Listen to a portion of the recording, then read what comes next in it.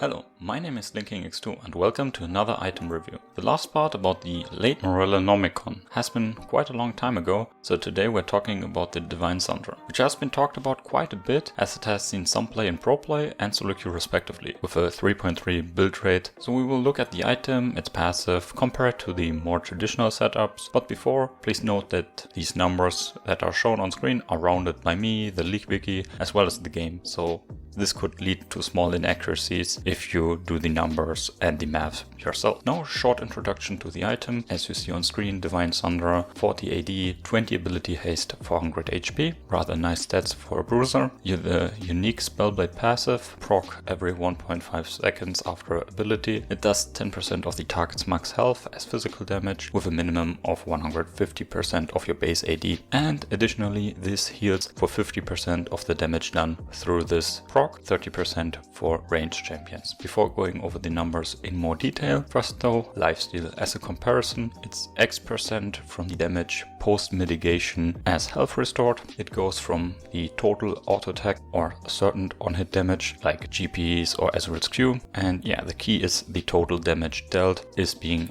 evaluated here for the health restore. So if we want to compare the two items in terms of effectiveness, we have to set 50% lifesteal to the 50% lifesteal S of the Divine Sunderer's passive. For melee champions, this is here what we are going to evaluate it, like fighters or the bruisers in general. As both are post mitigation, the armor effects for both are very similar, but the core, the damage done before or after, is the deciding factor in what ends up healing more. The 10% target's max health or the total attack damage of an auto attack or certain ability. Looking at the most used and most built bruiser items, which I am showing on screen and the statistics are linked in the description, I have deduced that there are 240 bonus AD based on the most common item build here, 6 items. And taking on an average base AD of 130.8, again from the fighter class champions, which Riot Games themselves classifies as fighters. This is the average AD. Adding them up together, we get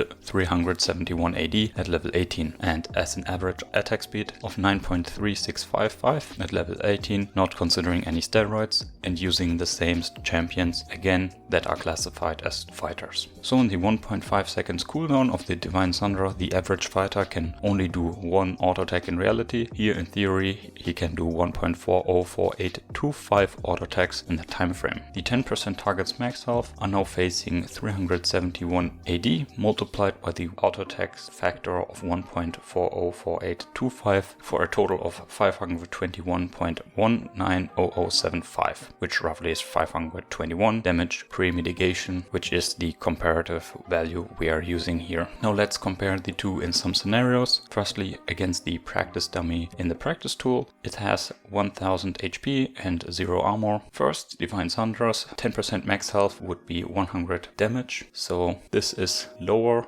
than the 150% of the base AD. Again, the base AD is 130.8, which is 196.2. So as 100 is lower than that, the damage of the proc will be 196.2. Seeing that there's no armor, there's also 0% reduction. So the 196.2 are the real damage that is being applied here. 50% of that is returned in health. That would be 98.1 HP restored. In comparison, the lifesteal with 521 damage against the 0% reduction would obviously be 521 real damage. 50% of that would be 260.5 HP restored and healed. So we see a massive advantage here already, continuing against higher armor targets and higher HP targets to be a more favorable situation for the Divine Sunderer. So against a target with 82 armor and 3000 HP, so we're now over the 1962 threshold for the 150% base AD part of the passive. For the Divine Sunderer, the mentioned 10% max health would be now 300, and again this is now more than the 196.2. Against the 82 armor, which roughly means 45% reduction, this is 165 real damage. 50% of that would amount to 82.5% healed. In comparison to that, the lifesteal build with the same amount of damage against the 45% reduction would end up with 286.55 real damage. 50% healing of that,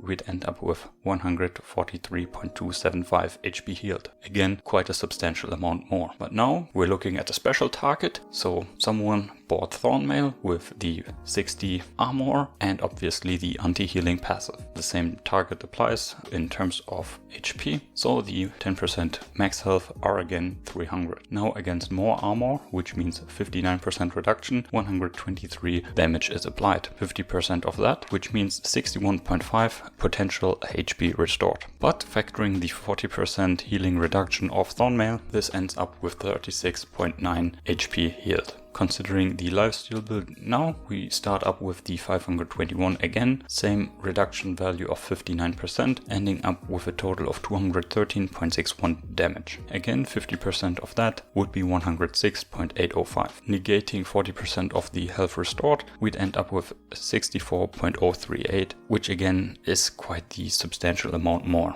We already see that the armor increase is affecting both sides equally, but if you're interested in more realistic numbers, I have one more example here. So this is against an Ornn who is going a full armor build, which is shown on screen. So he has 513 armor and gains 20 more armor from the gargoyles if he's being attacked, so he's gaining 1 stack. Also you can see he has 4018 HP, so the Divine Sunderer's 10% max health would amount to 401.8 damage, factoring the massive amount of 533 armor, ending up with 84% reduction, so 64.288 real damage. Again, 50% healing, 32.144 potential HP healed, and then reducing the Thornmail healing reduction, ending up with a total of only 19.2864 HP healed. So a very small amount in the end. The problem here obviously being that the max health is not true damage, but also faces the armor in the equation and is being reduced quite a lot. Similar though for the lifesteal, with the 521 damage facing the 84% reduction, they end up with 85.08 real damage and also are being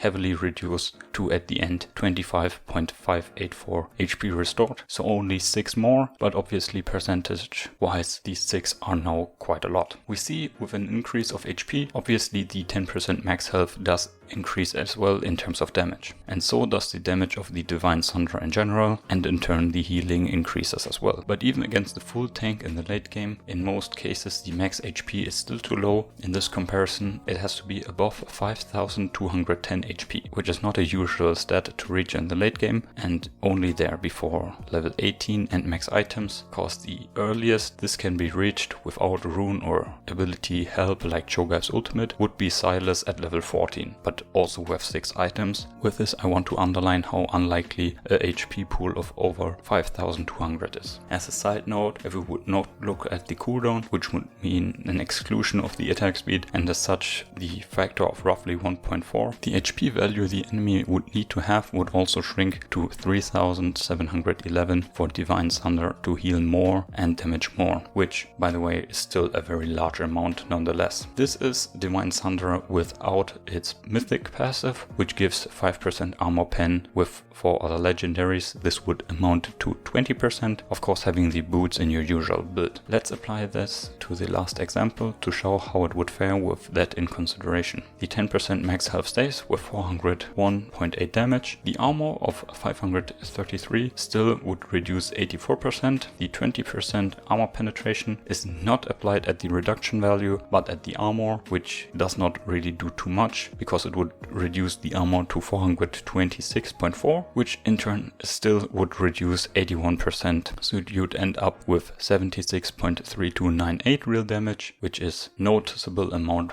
higher, and in turn you would end up with 38.1649 potential HP restored, and after the Thornmail with 22.8989, which in the end is roughly 3 HP more. Again, we see that the armor is not the most crucial factor in terms of health restored, but it would increase the damage here. The percentage increase in damage and health are 8 14.73% in damage increase with the passive, and in terms of health restored, the percentage increase is 15.78%. In conclusion, we can say that in case of massive, and I mean really massive HP stacking opponents, the Divine Sunderer is offering more than traditional lifesteal. Also in terms of practicality, for most bruisers they can't get 50% lifesteal in their item build. With the changes, there's just way more Omnivamp and Physical Vamp. In the end, this was testing out the damage of the Spellblade and the healing by comparing it with the most basic setup. In the end, one has to notice that the healing or damage is rather low comparatively, and on a side note, the Mythic passive is also something few champions can truly make too much use of, which limits it further for the average bruiser. It has its place in some cases and for some champions, but further hurting the viability of the item is the competition. In terms of healing, the Bane of Solo Queue, Gore Drinker, which also offers tons of ability haste, or even other legendary items like the Ravenous Hydra exist, or for Spellblade procs, Trinity just does way more damage in the utmost cases, so I would not recommend buying the item as its range of effectiveness is very limited, and even if you can somewhat make use of either the Mythic passive or the max health healing, chances are high you won't make too much use of the other aspect. Considering that it's also firstly active healing and secondly traditional healing, it can be affected by CC locking you and classical and now newly buffed anti-healing items, which make it even more susceptible to interference. Lastly, at the beginning I said we were focusing on bruisers. That's why we use the specific AD and AS stats, but also for melee champions, Divine Sunderer heals 50%. If you're considering the item for a ranged champion, note that the healing will only be 30% of the damage dealt. That would fare the same in comparison to 30% lifesteal, but in the end you get even less for your gold, and if your main reason for the item is the health restoration, you should reconsider. That's it for today. I hope you could follow my math and were able to learn something new today in terms of itemization. It was more theoretical, so if you still have more practice related questions that I didn't went over at the conclusion, don't hesitate to ask in the comments. I will answer these to the best of my abilities. Till the next time, have a great day, stay safe, bye.